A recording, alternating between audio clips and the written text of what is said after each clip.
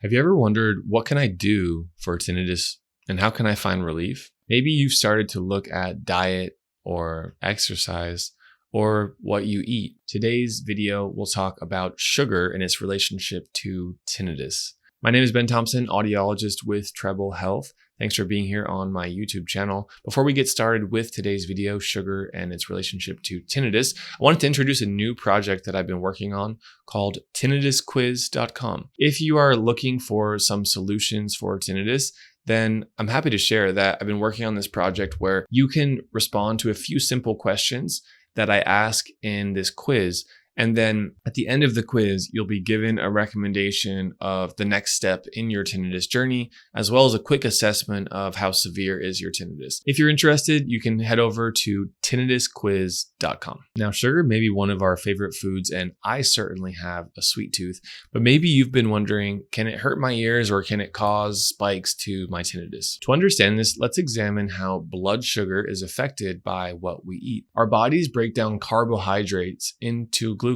Glucose is a form of sugar. When insulin, a hormone made by the pancreas, is released and interacts with cells in our body, the sugar in our blood enters into cells. These cells then use the sugar to create energy and continue their functioning. This is a normal process for many parts of the body, including the inner ear, which is an important organ for your hearing and for your overall health. The inner ear also requires that steady supply of oxygen and glucose. Eating candy or sugar can cause glucose to enter our blood supply faster, and those kinds of sugars are typically referred to as simple carbohydrates.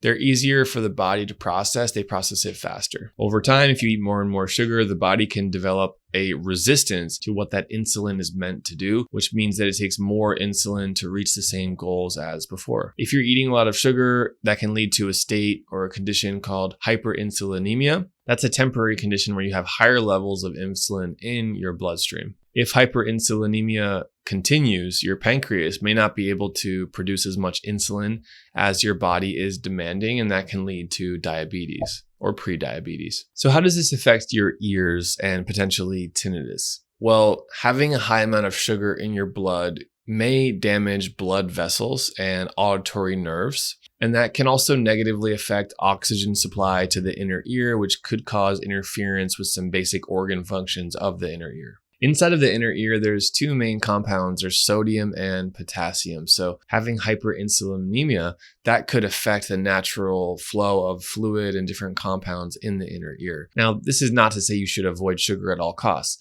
Eating sugar is naturally part of life. Eating carbohydrates that turn into glucose is a part of life. We'll always do it. But being mindful about sugar and understanding its relationship to tinnitus can be important. What the science shows is that having insulin resistance or hyperinsulinemia can in fact lead to higher levels, louder levels of tinnitus over a period of time due to the nature of how those compounds are moving through the bloodstream, moving into the inner ear, where we know tinnitus is often linked, at least in part, to the inner ear, to the cochlea of the hearing organs. How do we know about sugar, hearing loss, and tinnitus? What kind of research is there to support this topic here in today's video? Well, there is a known correlation between hearing loss and high blood sugar levels. Those who have diabetes or even prediabetes, which are conditions where the blood sugar levels are high, they're more likely to have hearing loss. And that's particularly true when diabetes or hyperinsulinemia is untreated. In fact, research has shown that those who have diabetes are twice as likely to have hearing loss as those the same age who don't have diabetes. People with prediabetes also have a 30% higher chance of having hearing loss than those with normal blood sugar levels. There's also a correlation between hyperinsulinemia and tinnitus shown by a study done on 52 patients experiencing tinnitus. 76% of the group had hyperinsulinemia, and they were put on a diabetic diet for 4 months. After that time was completed, patients on that special diet said that the severity of their tinnitus decreased significantly. This means that those who have hyperinsulinemia may improve their tinnitus by following a diabetic-friendly diet. This is when you shouldn't just try to do this on your own. This is when you should consult your doctor to understand, do I have prediabetes? Do I have diabetes? Do I have insulin issues with my body?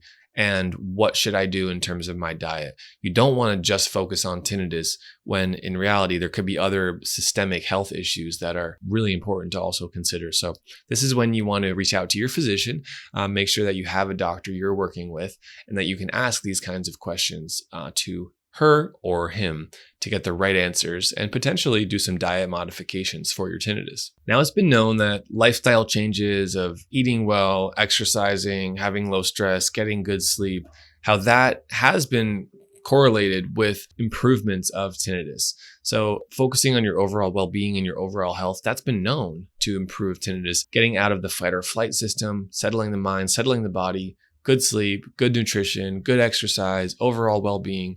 That's been known in our field to be correlated with positive outcomes of tinnitus. So the good thing here is you don't just have to change one thing with your tinnitus. I'd like for you to focus on tinnitus at a holistic level. So not only the medical devices that I recommend, not only the one-on-one coaching that I recommend, like what we offer at treblehealth.com, but also focusing on your nutrition, your diet, your exercise, your sleep, your stress, your mental health. All of that comes together and it can really make a big difference in your outcomes. So the main question, will eating sugar cause tinnitus? Well, in the short term, eating high amounts of sugar or candy won't necessarily cause immediate or long-term effects on the ears or on your tinnitus. However, eating sweets may cause a quick temporary increase in blood sugar in some people, and that blood sugar change may affect a temporary increase in tinnitus because of the relationship of blood and insulin in the inner ear. So if you've noticed a spike in your tinnitus after eating a lot of sugar, there is some scientific theory that can explain why that is. Fortunately, any kind of sugar or diet consumption in the short term that leads to a change in tinnitus does not mean that you'll have lasting changes to your tinnitus. So short-term sugar binge, eating a bunch of sugar, sugary foods, specifically processed sugar, that could lead to short-term changes in tinnitus, but likely that's going to come down to baseline levels after that. Moderation is key, so don't consistently eat high amounts of sugar because that could lead to prediabetes, hyperinsulinemia, or potentially affecting structures of the inner ear, which could lead to hearing loss or tinnitus. So how much sugar is too much and what kinds of sugar are good, what kinds of sugar are bad? Those are really better questions for your doctor. Ask her or him for specific instructions on what you should do. And you can get a test of your blood to see what's your current level of risk for diabetes, which is important to do. But I will talk about the recommended daily maximum amount of added sugar for adults without diabetes or other blood sugar disorders. That would be 6 teaspoons for women and 9 teaspoons for men. So how much is that really? 25 grams or 100 calories for women of sugar per day. 36 grams or 150 calories for men. That's likely to be lower than what you're already consuming right now on a regular basis. So in a real life example, a single 12-ounce can of soda is around 8 teaspoons or 32 grams of sugar. That means that 1 can of soda can be your entire day's allotment of sugar in a single drink. Added sugars are also hidden in many items, including breads, salad dressings, snacks, and even pizza. Thankfully, the occasional binge of sugar won't cause lasting problems for your tinnitus, but routinely going over your recommended amount of sugar could cause problems. So it's best to watch your long-term amount of sugar use and consider how can you have just a healthy diet in general, potentially get a blood test to see if you have a risk for diabetes or have pre-diabetes, work on exercise to go alongside the sugar or the diet that you have, consult with your doctor. Still, you might have bothersome tinnitus throughout all of this. And in that case, I'd recommend that you work with our team at Treble Health. We are tinnitus experts. We can help you in the convenient telehealth model. So reach out to us at treblehealth.com and we'd be happy to help you. Well, all this talk has really activated my sweet tooth. So I think I'm going to go eat a snack and I'll talk to you soon.